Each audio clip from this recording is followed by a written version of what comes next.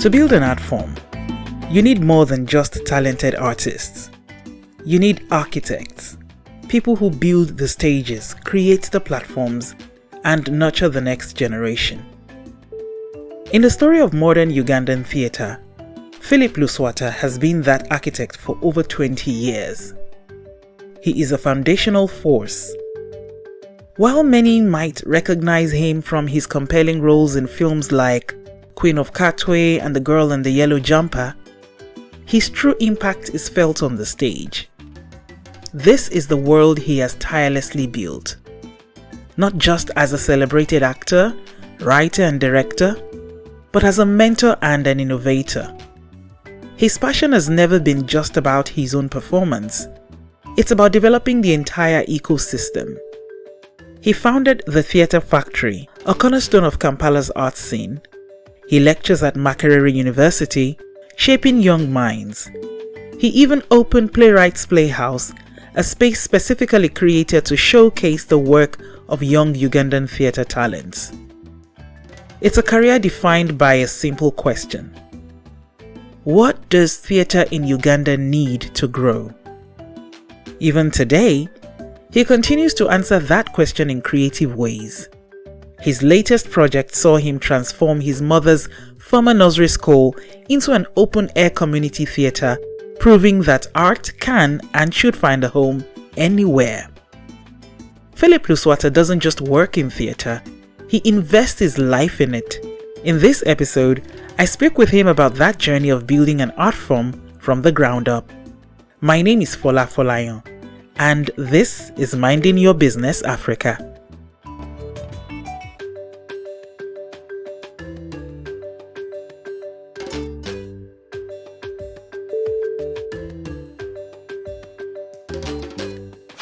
Looking for real African stories that go beyond the headlines? Welcome to Africa Talks, a network that brings you stories from across the continent, exploring social issues, uncovering underreported news, and creating space for real conversations. Africa Talks is about honest dialogue, strong journalism, and African perspectives that inform and inspire. Visit africatalks.org to listen to your favorite shows. Africa Talks. When Africa speaks, the world listens.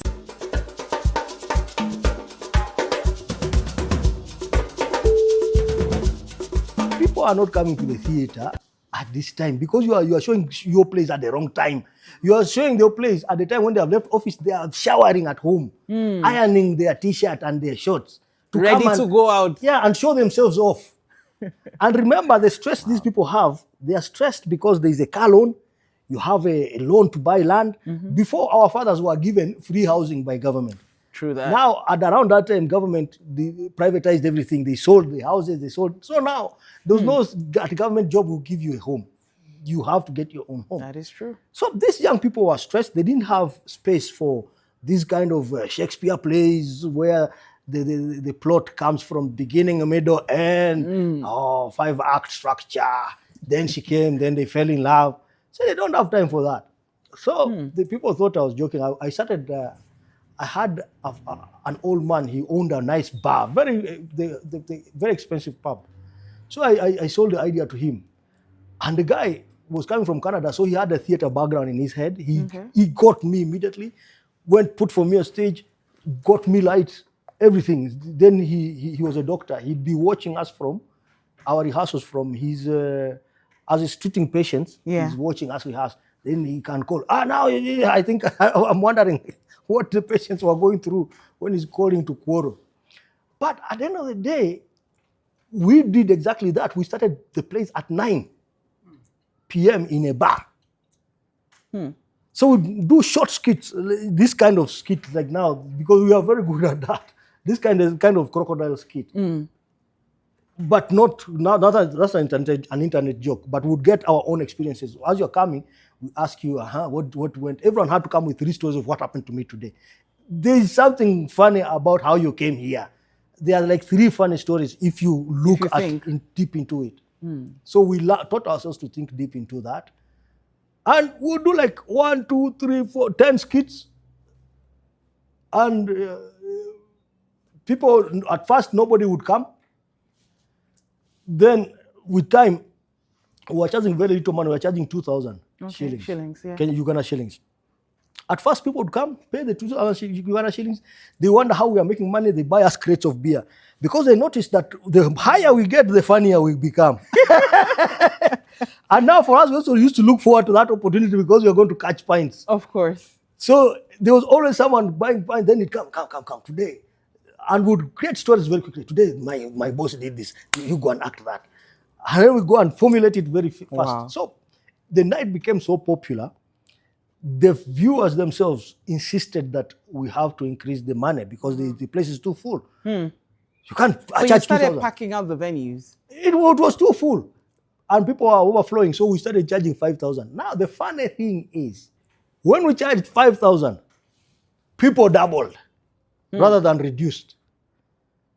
So we had now that's when the National Theatre saw that I was right. Then they came and called me back, said, now you come back to the National Theatre.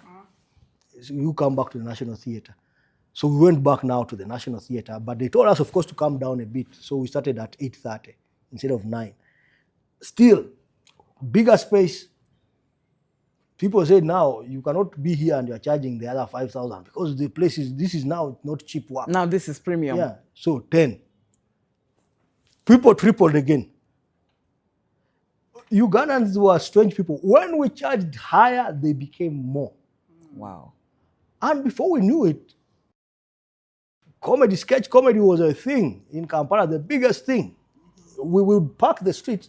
We were the first company to be VAT registered as a theatre company. Wow. Why? Because URA building the Revenue Authority building was a little bit far. So they could see the crowd you were pulling. Yeah, cars would park on the streets. All the streets up to URA, the whole street, all streets are full. Now the National Theatre is full, even outside. All the thieves around there were in our pay. They would come and line up with the actors for their allowance. So that you don't touch any car on the street. People are sure that you can't touch. When you go to comedy night, your car is safe. If they steal your laptop, you say, just go home, don't worry. And wow. I'll call my thug, say, who did it? Where was it? I saw that man. I saw him. Wait, sir. Tomorrow, let him come. And they bring it. So we started now paying VAT. And so I think at that time, we had the right ingredient. Our problem, though, I'd say as sketch comedians, is that we didn't leave the stage. We didn't create space for these young people. Yeah. So you find the team that I started with, who are my students then, who are very close to me, they're now in their 40s. They are still on stage. Something I told them, you have to pull out, let young people take over, because comedy, old people are not funny. Old people are stressing.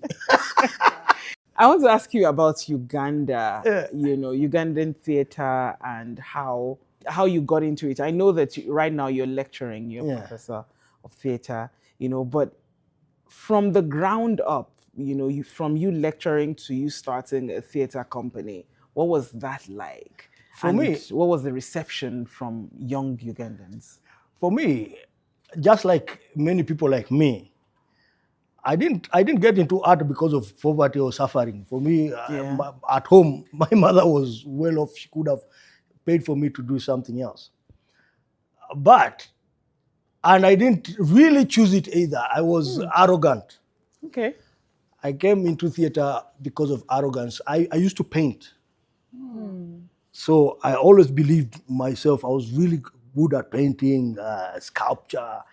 So I believed that after my Form 6, I'd go to the university to do fine art, Bachelor of Fine Art, Industrial and Fine Art. I was sure. I was very confident. So I just you had to put 4 choices. Okay. Usually they'd put the diploma in music, dance, and drama as the last one, by the way, because at that time there was no degree for drama. It was just the diploma. Okay. So I put the BIFA, then my second choice just for size, I put that diploma. They called me to the office, how can you do this? Careers guidance. You can't. I said, for me in my life, I'm going to paint. If I don't paint, then I'll act. It's either or, there's nothing in between. Bad luck hit me. I didn't perform well. Oh. So failure served me to theatre. Oh, wow. So I ended up as a theatre. I ended up on the diploma program. However, honestly, I didn't perform well. Under normal circumstances, I wouldn't have gone to the university. But because the diploma, you know what they do? You do the first choice, then the second choice, then they push you to the third choice, then the fourth choice, and then out. Now, for me, mine didn't have anywhere to go beyond the second choice, which was my diploma, which should have been the last. So I think they got stuck with my paper and said, now what do we do with this boy?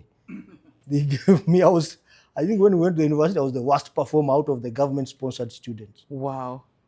And I decided I didn't want to do anything else. My mother tried to tell me, go and do a bachelor's or find bachelor's. I think in a private university, go and do something else. I said, no, government has given me this.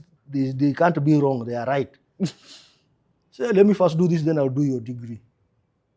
So I did. That's how I ended up in the diploma. And I joined now with a lot of excitement, really. Yeah. Because I was very thankful. After knowing that I had failed and then the university has considered me anyway, I was really thankful that on the first day, our course used to be embarrassing. It was MDD. At those days, I don't like saying it these days, but that's how it was called those days, MDD, music, dance, and drama. Okay. But in Uganda, it would translate to Musiru Dara Dara. What does that mean? Musiru Dara would mean very, very stupid. I don't like saying it. So very, very stupid. It was not because you are very stupid, because out of the 100,000 people that sat the exams, you are among the 2,000 that government sponsored. But among the 2,000 that government sponsored, you are the worst performers. You are the ones who didn't do so well. So they gave you as a MDD. Go that side. Yeah. So, but for me, I didn't hate it. They used to give us some very funny looking shorts, yellow shorts. Some had pink shorts and a t-shirt. Those prison shorts. Have you seen prisoners in shorts? Yeah. It's the worst looking thing. So if you had talked to a girl yesterday, and then they find you at your department jumping up and down in a pink short, it was the worst. They say, you are doing coursework. What are you guys doing? Say, we are doing coursework. But now, for me, I was really excited. You couldn't tell me anything else. Yeah. So amongst the people, for me, I would even wear my shorts and walk from the hall of residence to the department. And people got used to me that this guy is a MDD. So I became busy immediately, and I accepted my fate. And I've never looked back. I've never really thought of anything else. I accepted my fate. I was hope saw it, because you could see hope. The hopes, though, are the beautiful girls in the department. Ones who, so those are the girls you could not talk to. But they saw that, hey, this guy. You could see this guy has something different about him. So she recruited me to go and perform with her in that play, The 30 Years of Bananas, with Alex Mukulu. And I never looked back. I've never looked back. Wow. And now that you're teaching, do you feel some sort of a connection, to pass on what you already know and your experiences? And then, what's the relationship with, young students who are learning theatre now? Because I think that a lot of young people who are in it now are in it because they want to be, right? Or do you think some of them also came into it by accident? Yeah, it's an extension from my own experience. As a teacher, I am really frustrated. To be honest. I wish I would do just the creative, the performance. I wish. Why? Because when you look at the circumstance for theatrical performance, it's bad. That's the reality. It's bad for me. Then I'm teaching someone to go and do it, and then the time they have to be qualified is also not enough. And this is a problem with universities, that we get students and we want to give them everything. So we end up giving them theories, and they become knowledgeable on everything, but mastering nothing. There's no one single thing they can say, I'm really good at this. Why? Because here, I think in Africa, we are scared of saying, but our forefathers were not scared. They would know your head doesn't look like you can know anything else. You go and beat metals with the other old man, and you become the other old man's son. Then the other old man also sends his daughter to you to learn a craft from your wife. And she becomes your household, your part of your household. So they knew, they didn't fear. Professionalization was key. You needed to be good at something from a young age. But now for us, I teach theater. Now the degree we give, you have elements of theater, you have playwriting, you have stage management, you have acting, you have television production, you have radio production, you have in 3 years. Where are you ever going to end up? That's a lot. So what we end up with are young people who, when they come, even I used to bring them here. When you come with them to this, now I don't like, when you come with them to here, what they come is just to see. And they pick up nothing. They just see, and I always thought that when you come with the students here and they see people doing magical things, then they live inspired. That's the goal, or that's what we think it should be. But these ones now, when they come and see this, now they become even more important. It's not bad to be important, but you need to be grounded, because that should give you the hunger now to do even more. So that next year, Philip can take you again, and then you show something new. Because now what we are doing all the time, if it wasn't for Hope, it's because Hope, every year she challenges me to do another play. Every year she's challenging, now do this play, now do this. I had given up. Wow. But I do not see really that young people have the hunger for this. Young people have, like now I follow them on TikTok, my students. Whenever I see my student, I follow them on TikTok. That's where they are doing their art. Now, TikTok tends to give you a false feeling, and people are becoming lonely. If you see these TikTok celebrities now, they are very lonely people at the end of the day. They have created their own circle of TikTokers where we go, we meet once in a while. That is to break that element of loneliness. And for me, it tells me that there is still hunger for this intimate performance, intimate entertainment. It's still there. Even you do want to go somewhere and see Luswata doing that magical thing. You see what happens when we see people doing magical things there on stage. But then again, you know, there are people who would argue, especially when it comes to financing physical theater, there are those who would argue that the money is going digital. You know, they would say, hey, if for instance, you put up a show in a theater and you ask, you might not get 100,000 people to fill up a room and to come watch you. But then if you do your, little stuff and, for instance, put it on TikTok, you can get like 200,000, 300,000 views, up to 1 million views on that, stuff that you have put on TikTok. And it's easy to monetize that. Let me ask you a question for you to see opportunity. If you have 3 TVs in your house, one in the sitting room, one in your bedroom, one is in your child's bedroom, and another in the maid's room, which one is going to be watched? The one in the sitting room. The one in the sitting room even today suffers. Yeah, because everybody comes there. Everyone is looking for that remote of the sitting room TV. Even for you, yours in the bedroom, you only turn it on when you are going to sleep. So that it helps you to doze off. People still want to come and consume entertainment together. That thing is still there. Social media is not taking it away. I've told you, even TikTokers, while they have the autonomy being alone, still they search for TikTokers groups so that they have a community where they meet physically. Even if it's to make another TikTok. Yes, they do. Yeah. And now there's a lot of collaboration between TikTokers for that. So the idea of that money has gone digital, it hasn't. That's a fad. It's temporal. The human being yearns community. Yeah. And that's where we need to. Our problem is so far we forgot that, and so we're not creating content. Many of us are resigned to the idea that, oh, TikTok has taken our market. So even when I create plays, I create this kind of plays.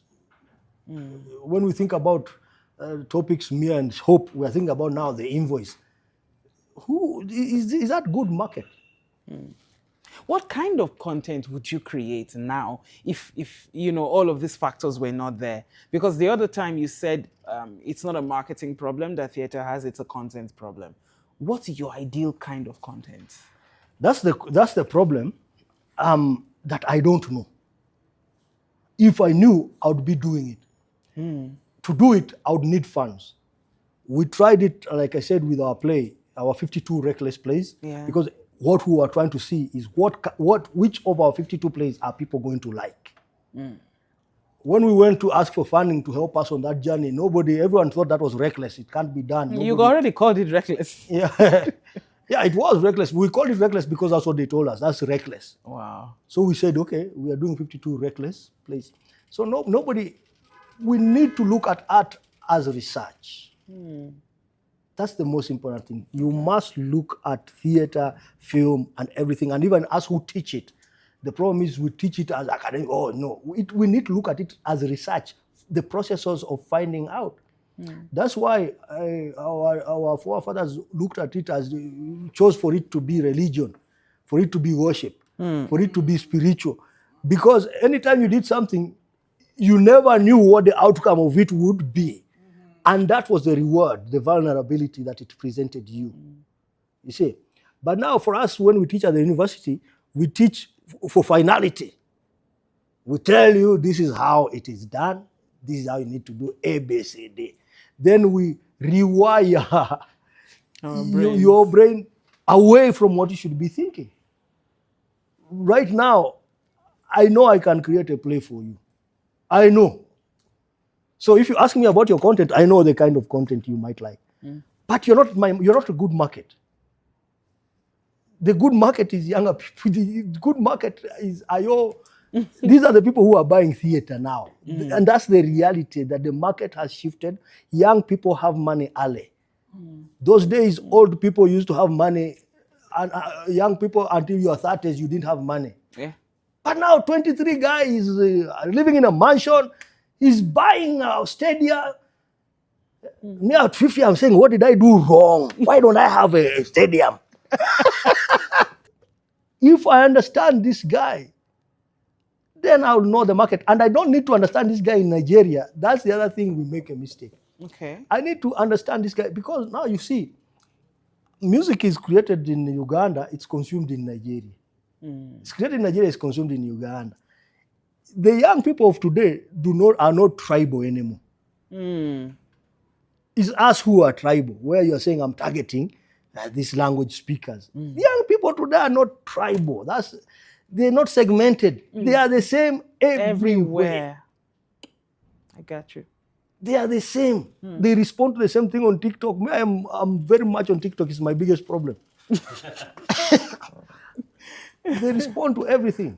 Amazing. So if you can sit into that space, if you think that I'm going to target Ayo, you are wrong. You have to target Ayo and his Dutch counterpart, because they are the same. But now what is it that works for them? I don't know. How do I know? Is if I teach them as research, then I discover what they have. But now for me, when I teach them because I know. If you putting up your hand too much and say, you, why are you always disturbing me in my class? Why is it always you who has a problem? Instead of knowing that I have something to find out. Yeah. I don't know. So we teach from the perspective of knowing, which is wrong. It should be us researching, finding out what they know and what works for them, what they respond to. Yeah, and academics, we are lazy these days, I think. Because when you talk about teaching, art from the perspective of research, people will fight you. Because books have been written about how this is how it's done, beginning, middle, end. What more do you want? You see dance. Someone told you we created Laban notation. You took something that is spiritual and put it on paper. It's not supposed to be. It's supposed to be in the dust. That's why it's written. It's written in my blood. You don't know. If I jump, then write that I jumped and forget it. That one ended there. The next production I have is different from that one. It's not the same experience. Come and study it. See who watched it, what they reacted, what they do, who abused me, who didn't, who complained then once that happens, improve the next show. Move on. That's gone. Wow. Like now, for me, I'm not going to be stuck on this. After performing it tomorrow, that's it. Its story has ended. Now someone will say, "Oh, I performed this for 3. We rehearsed for 3 months." That was the experience. Yeah. You didn't want to do it. You did it. You experienced it. It served this goal, its purpose. Move on. If by chance someone wants to see it again, they'll call you and you go and go and do it all over again. What is the one thing that you wished someone had told you early in your creative journey? I wish they had told me that all the harsh, stupid things I used to say as a young artist, I would hear them say to me as an older person.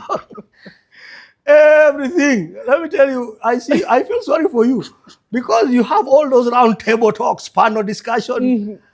I feel sorry for people who hold those things.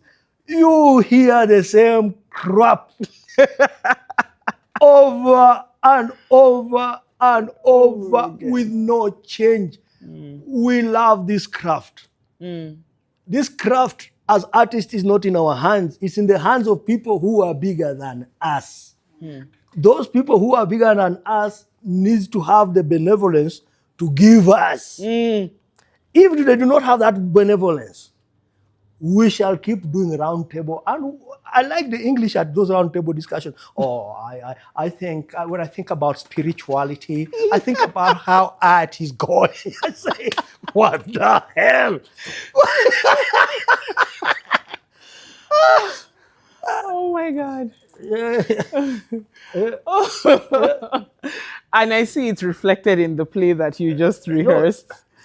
It's just where we are, and it's unfortunate sometimes. It feels like, you're playing to a certain audience because you want something from them. Yeah. Sometimes it feels like even the stories that you're telling are not very authentic to you, because you know that this is a kind of story or this is kind of synopsis that will generate funding from this and this and this. So you're right.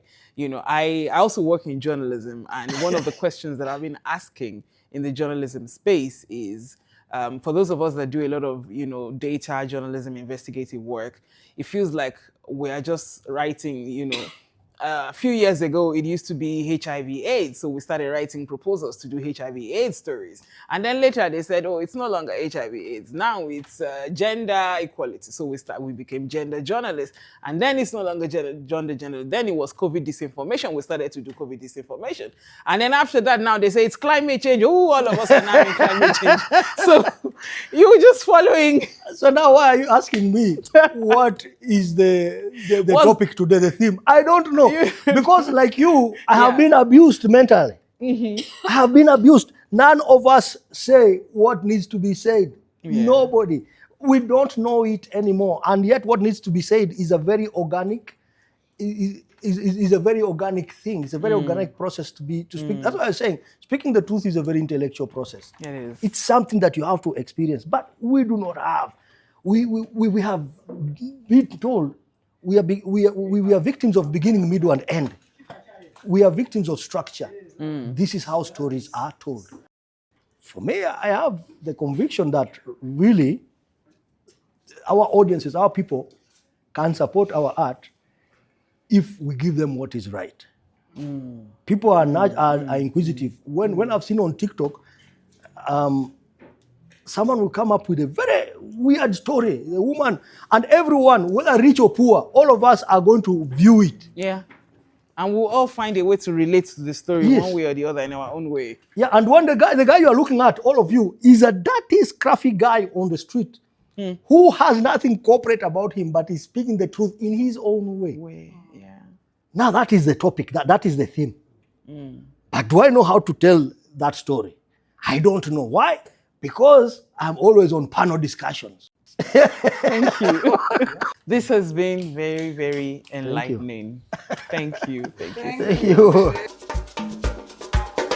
You've been listening to the Minding Your Business Africa podcast. Don't forget to subscribe, share, and rate us on your streaming platforms. Minding Your Business Africa is produced by Africa Talks Network. Our executive producers are Fola Folayon and Nelly Kalu. Royalty-free music provided by Melody Loops. Mixing and mastering by Fola Folayon.